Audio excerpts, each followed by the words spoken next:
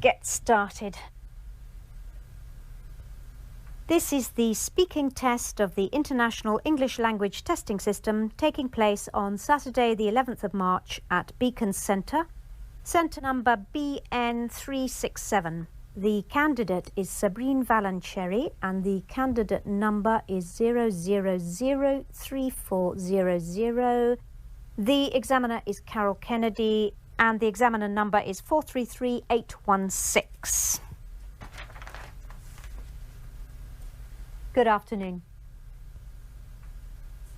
What is your full name, please? My full name is Sabrine Valancheri. And what should I call you? You can call me Saba. May I see your identification, please, Saba? Yes, here it is.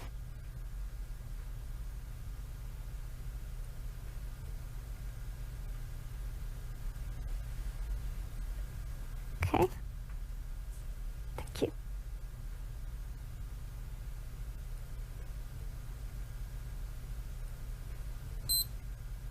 Now, in this first part, I'd like to ask you some questions about yourself. Let's talk about where you live. Where do you live in your country? I live in Hyderabad, which is the capital of Andhra Pradesh, in the southeast of India. It is a very big city. About 7 million people live there. And is it an interesting place to live? Oh yes, a very interesting place to live. Hyderabad has a very long history. So there are lots of ancient forts, mosques and other monuments. There is a very beautiful lake and there are also lots of wonderful markets. And will you live in Hyderabad in the future? Yes, I think once I finish my studies here, I'll go back to Hyderabad.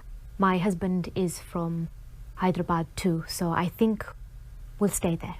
Now let's talk about hobbies and interests. What hobbies and interests are popular in your country?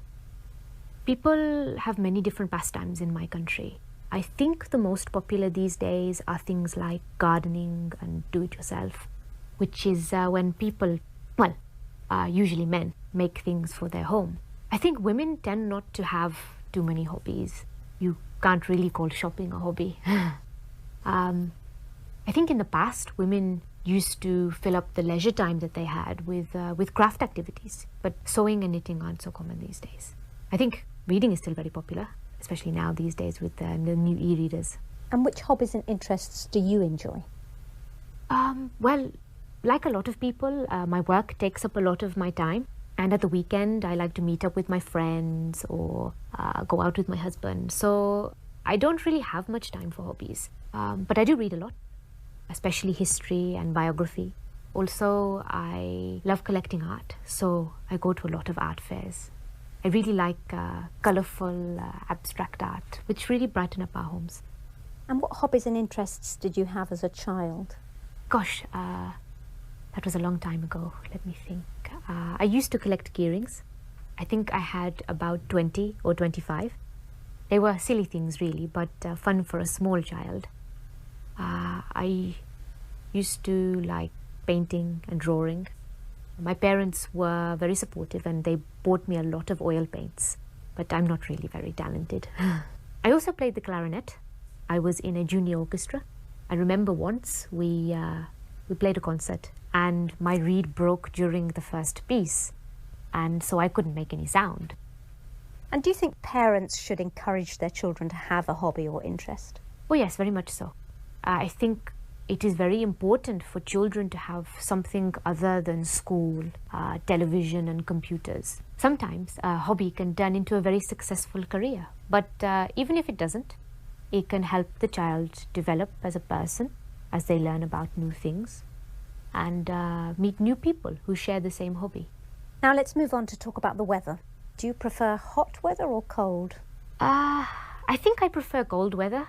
I know most people prefer hot weather, but it is always so hot in my country that it is such a nice change to feel the cold. Of course, in the cold, it's very easy to put on a hat and gloves to keep ourselves warm. Tell me about the weather in your country at different times of year. India is so big that there are many different climates. So I'll just talk about the weather in Hyderabad. Generally, we have a tropical wet and dry climate. That means that the summers, March to June, are hot. over 30 degrees and very humid. Sometimes it can reach over 40, which is just unbearable. At the end of the summer, the monsoon comes and it rains for about 3 months. After the rainy season, it's winter, which is quite short, just a couple of months. Which time of year did you enjoy most as a child? Well, I think like most children, I would say the summer, when we had the long school holiday. But I always preferred spring. There's something so lovely about when everything starts to grow again after the winter. You can almost smell it in the air. And has the weather changed much in your country in recent years? I don't think so, really. I know that in some countries the climate has been changing because of global warming, but where I live it seems to be the same. Just heat and rain. I have noticed something. In recent summers, when it's very hot, there have been many water shortages. I don't remember that happening when I was younger. Thank you. Now I'm going to give you a topic, and I'd like you to talk about it for 1 to 2 minutes. You have 1 minute to think about what you're going to say, and you can make some notes if you wish. Do you understand? Yes. There's your paper and pencil. And here's your topic. I'd like you to describe a gift or present that somebody gave you recently.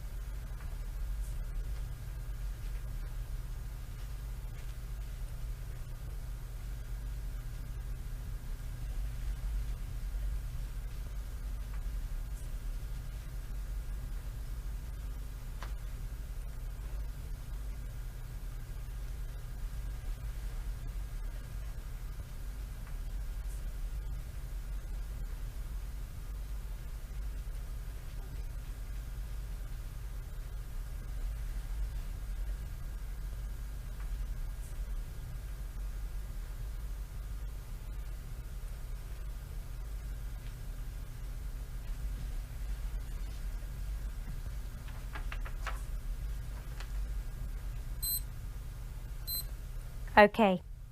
Now you have 1 to 2 minutes for this, so don't worry if I stop you. I'll let you know when the time is up. Could you start speaking now, please? I'm going to talk about a present my husband gave me last year for my birthday. We had gone to Istanbul for a few days. My husband had always wanted to go there. Anyway, we had a few days holiday from work and we decided to fulfill my husband's dream. As I said earlier, I'm really interested in art, and so even though I had no real desire to go to Istanbul, I was totally captivated by all the beautiful buildings and the wonderful arts and crafts that were available there. The Blue Mosque was my favorite building. From the outside, it looks just like a typical Ottoman mosque, but inside it is quite startling. The large windows with the light reflecting on the exquisite blue tiles made it just breathtaking. I asked one of the guides about the tiles, and she told me that they were from Iznik and that they are still made today. When we left the Blue Mosque, we walked down a pedestrian lane full of shops, including some tile shops. In one of the shops, the owner told us that the tiles were made in Iznik. Anyway, one of the tiles really caught my eye. Actually, it sang to me. It was of fish, 4 big fish and lots of little ones, all in different shades of green. I really wanted it. But when we asked the price, it was very high. Something like $300 American. Obviously, I knew we could negotiate, but it seemed such a high price that we just left. The next night, we went out for my birthday meal. Just as we were finishing the dessert, the waiter came over and handed me the most beautifully wrapped gift. I knew at once, because it was very heavy, that it was the fish tile. That's why Thank you. And does this person often buy you presents? Well, he's good at remembering my birthday and our anniversary, so he does usually buy me something nice then, but he doesn't just buy a present out of the blue. Thank you. Could I have the booklet, the pencil and the paper back, please? Thank you.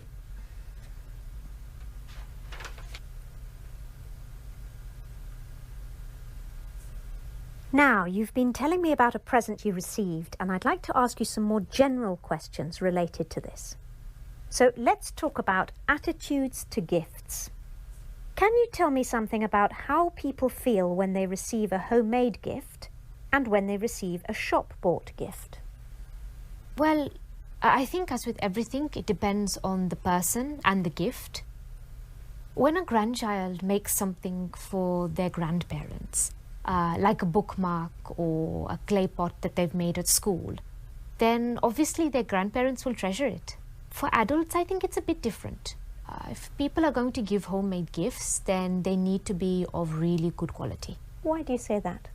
Well, when children make things, it's the thought that counts. But when it's adults making things, it has to look like the present is a proper present, rather than something they've made just because it's cheaper. Of course, the thought still counts, and in many ways, our time now is more important or precious than money. So if somebody has spent a lot of time making a gift, it will mean a lot. But if someone has made some chutneys or pickles or some other type of food, then it has to be edible and taste nice as well. So what about shop-bought gifts? Most gifts these days are shop-bought. And there isn't really anything wrong with that. What is important, I think, with a shop-bought gift is that the person buying the gift should spend some time thinking about what the other person would really appreciate. It's no good a husband going into a perfume shop and buying the first perfume he likes. He needs to see what perfume his wife is wearing. That shows his wife that he's paying her attention. And do you think that children get more pleasure receiving gifts than adults do? Yes and no. Obviously, children love receiving gifts, but children do generally get a lot of gifts. Children these days are spoiled and they get too many gifts. So the more gifts they get, the less they value them. Adults, on the other hand, generally have the resources to buy things for themselves.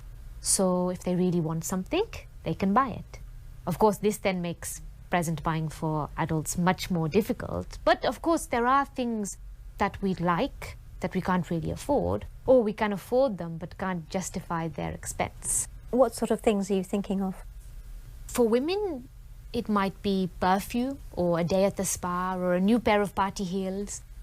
For men, usually something to do with their hobbies or books or CDs. Do you think that more people get more pleasure giving or receiving gifts? This is a tricky one. Why? Well, I think most people get pleasure out of both. Of course, it depends. We may not get a lot of pleasure out of giving gifts to children who we know may not appreciate them. But if we have found the perfect gift for someone we love and we know it's going to make them happy, well, then this will really fill our hearts with joy. Similarly, if someone receives a gift of something that they don't really want, or they can sense that it has been bought out of haste, then this isn't really going to make them feel that good. But if it's something wonderful, then, well, of course, they're going to feel fantastic about it. Let's move on to talk about the commercial aspects of giving. How much do advertisements influence people when they buy gifts? In my opinion, probably not too much. I mean, most adverts are for things like cars and household products, which aren't really gifts. Although a lot of young people like to be given new phones and other gadgets. So if a parent isn't sure which model to get, then they could be influenced by advertising. And do you think that some festivals have become commercialized as a result of the emphasis on buying gifts? Oh, yes, definitely. Yes. In fact, I think it's much worse than that. It's not just the old festivals becoming commercialized, but so-called new ones being created just for the sake of present giving. Can you tell me more about that? Yes, things like Valentine's Day and Mother's Day, these aren't Indian traditions, but suddenly we find we have to buy a present for our spouse on Valentine's Day. And while it is nice to recognize how important our mothers are, surely it should be something we do every day, not just once a year when we buy her some chocolates. Thank you very much, Saba. That is the end of the speaking test.